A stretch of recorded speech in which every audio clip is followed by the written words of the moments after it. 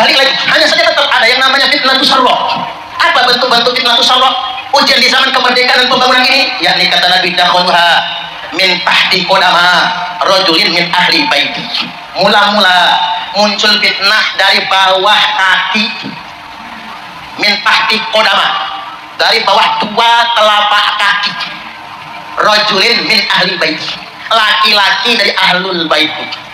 Saya ingin sederhanakan ya Pak, laki-laki yang ngaku-ngaku keturunanku, kata Nabi. Tak ulang, fitnah ini akan muncul mula-mulanya dari laki-laki yang ngaku-ngaku ahlul bait, nunjuk dalam darah aneh, ada darah Rasulullah, ngancem-ngancem umat, malak-malak umat diancam kualat dan lain sebagainya. Dari laki-laki yang ngaku ahlul bait, yaz'umu annahu minni, dia ngaku-ngaku keturunanku, kata Nabi, walaysa minni, padahal dia bukan keturunanku. Wa innama awliya'iyal muttaqun, karena semata-mata keturunanku cuma orang-orang yang bertakwa.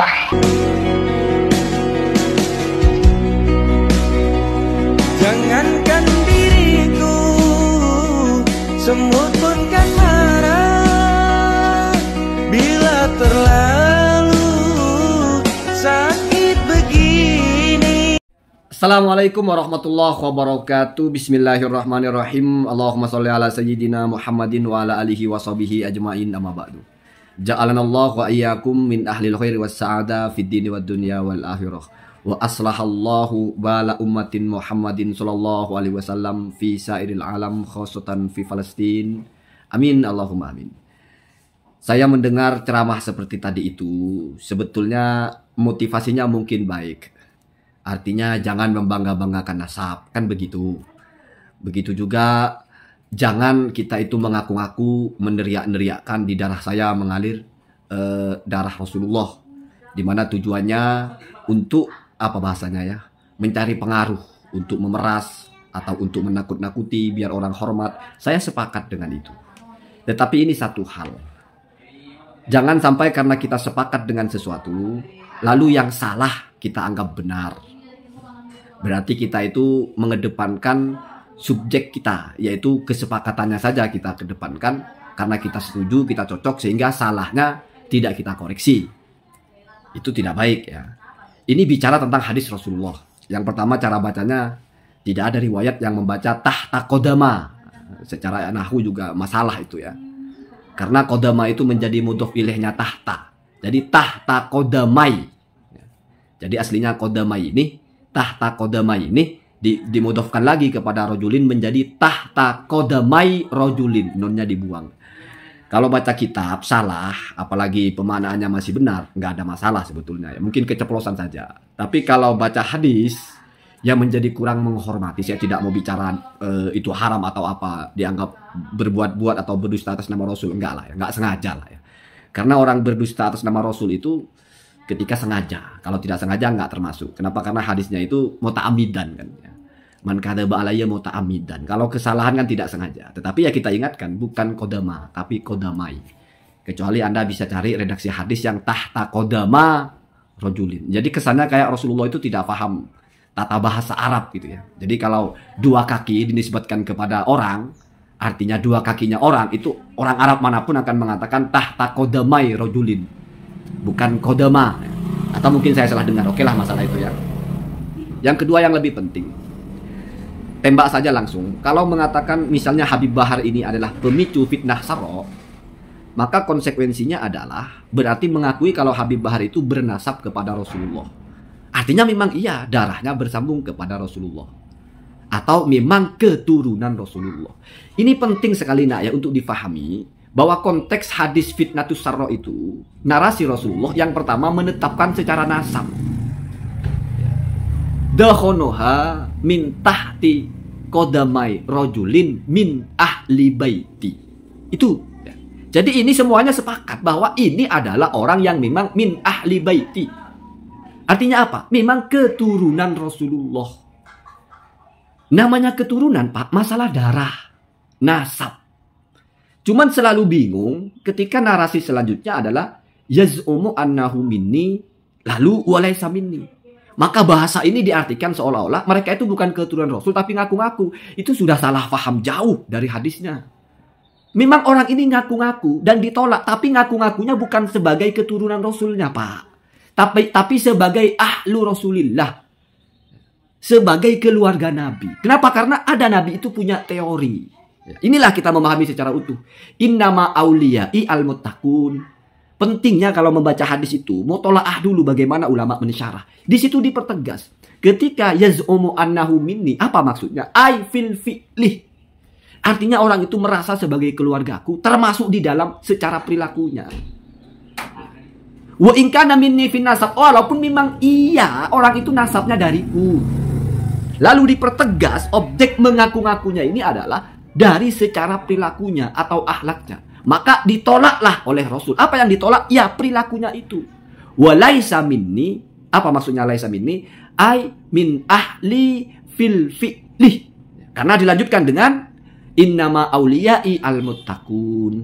Itu Pak, jadi yang ditolak adalah status dia sebagai keluarga Rasulullah karena perilakunya tidak sama dengan yang diajarkan Rasulullah. Bukan nasabnya ditolak. Artinya kalau dia mengaku bernasab, maka telaahnya bukan pekerjaannya, tapi bagaimana kesahihan nasabnya. Kenapa? Karena hadis ini bicara orang yang secara nasab memang muntasibun ila Rasulillah, minni fin nasab. Tapi oleh Rasul ditolak itu, bukan nasabnya Pak yang ditolak Pak. Statusnya sebagai keluarga Nabi, yang bersambung secara nasab, tapi dianggap terputus, dianggap laisa minni karena perilakunya. Ini selalu saya ulang, ini kita meluruskan memahami hadis Pak. Ada dalam kitab Aulul Ma'bur itu dipertegas bahwa qala al-Ardabili kalau tidak salah ya. Apa maksudnya di dalam ayat ini atau di dalam hadis ini? Karena hadis ini nazirnya atau kesamaannya adalah innahu laisa min ahlik. Ketika Nabi Nuh mengatakan Kan'an itu keluarga saya, maka ditolak oleh Allah. Bukan dia, bukan keluargamu. Apakah berarti nasabnya yang ditolak? Coba dipikir pelan-pelan itu. Berarti ini kan sudah tidak bicara nasab, tapi status sebagai keluarga ditolak karena perilakunya menyimpang. Berarti jangan membawa-bawa bahasa keturunan, karena keturunan itu adalah memang dia itu darahnya bersambung. Sementara ini adalah bicara bahasanya universal, keluarga. Salman minna ahli bait. Salman itu keluarga kita. Berarti dari statusnya. Alun Nabi atau Alu Muhammadin kullu taqiyin. Siapapun yang bertakwa, maka itu keluargaku. Ini Pak yang mau dibicarakan. Maka yang tidak bertakwa keluar dari sini, walaupun nasabnya bersambung. Kalau mau bicara nasab, maka jangan pakai hadis ini, gak nyambung itu ya. Nasab itu keturunan, bukan perilaku. Ini selalu saya ulang-ulang. Justru kalau kita mengatakan Habib Bahar itu masuk fitnah saro, ya Habib Bahar sah nasabnya. Itu konsekuensinya. Ya, kalau meragukan nasabnya, oh ini bukan keturunan Nabi kok. Ubaidillah bukan. Jangan sebut-sebut Habib Bahar karena nggak nyambung. Ya, memang tidak nyebut Habib Bahar, tapi di darahku mengalir. Siapa yang ngomong begitu? Itu Pak ya, itu. Apa ucapannya Al-Ardabili itu? Saya sudah malas bacanya secara tertib ya. Sudah sering saya ulang ini. Innal i'tibar kullal i'tibar. Maksudnya seseorang yang benar-benar dianggap sebagai keluarga Rasul, apa itu? Al-muttaqi atau lil muttaqi adalah untuk orang yang bertakwa. Ini kita bicara ibroh ya. Anggapan yang benar-benar sahih dianggap sebagai keluarga Rasulullah, bukan keturunan Pak, keluarga. Kenapa? Karena keluarga nggak mesti keturunan. Siapa itu?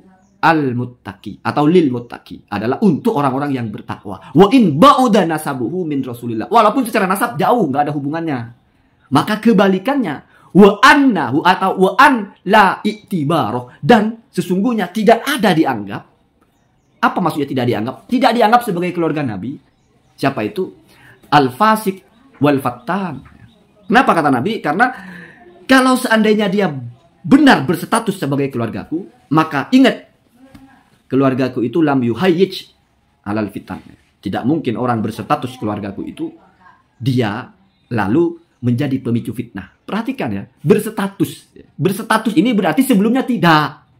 Sebelumnya nggak ada kekerabatan dengan Nabi, tapi Nabi punya satu prinsip, siapapun yang bertakwa maka keluargaku. Ini Pak yang mau dibicarakan. Maka kalau tidak bertakwa keluar. Termasuk walaupun sebenarnya adalah keturunanku, kalau tidak bertakwa keluar. Itu diulang atau disebut juga. Makanya bacaan itu harus ada yang lain tambahannya ya.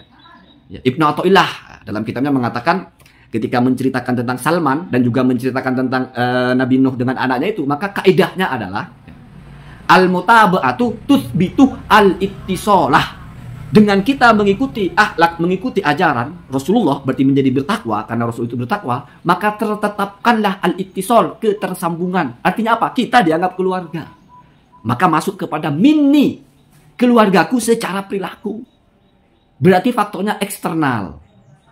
Begitu juga wa adamuha, dan tidak adanya ittiba yusbitu al-infisolah, akan menetapkan keterputusan. Logikanya sederhana, Pak. Ittisal itu sesuatu yang awalnya terpisah. Artinya bukan siapa-siapa Rasulullah, bukan keluarga maksudnya. Tetapi dia menjadi dianggap keluarga, menjadi ittisal karena ada mutabaah. Sebaliknya, kalau mutabaah tidak ada, maka yang sebelumnya ittisal, artinya keluarga Rasulullah, artinya keturunannya, menjadi terputus, infisol. Tapi terputus artinya di sini bukan nasabnya, Pak. Tetapi dianggap keluarganya oleh Rasul itu sudah nggak dianggap. Walaupun memang keturunannya. Jadi buang bahasa keturunan. Kalau bicara hadis itu, karena nggak nyambung sama sekali. Kalau keturunan dalam diartikan objek yang diaku. Mengaku-ngaku keturunan Rasul, itu narasi yang bertentangan dengan hadis itu. Justru mereka keturunan Rasul. Ya, tetapi perilakunya fasik, keluar. Kenapa? Karena menjadi pemicu fitnah. Maka memakai standar hadis Nabi yang lain, innama auliya'i al-muttaqun, atau alul Muhammadin kullu taqi, maka orang ini tidak termasuk al-muttaqun, tidak termasuk taqi, keluar dari statusnya sebagai keluarga Rasulullah. Ya kalau ngomong masalah darah, nasab selama sahih, sah-sah saja. Gitu Pak ya, gitu. Jadi jangan nembakkan sesuatu bukan kepada targetnya. Kenapa? Karena nanti jadi aneh. Ya, kalau memang dianggap benar begitu, ya berarti mengakui kesahihan nasab Habib Bahar. Ya begitulah pilihannya ya. Padahal mungkin di pikiran kecilnya itu menganggap bukan Habib ngaku-ngaku Habib, itulah fitnah saro. Itu sama dengan Tuku Modakori ya. Allahumma hadina hadasabil. Assalamualaikum warahmatullahi wabarakatuh.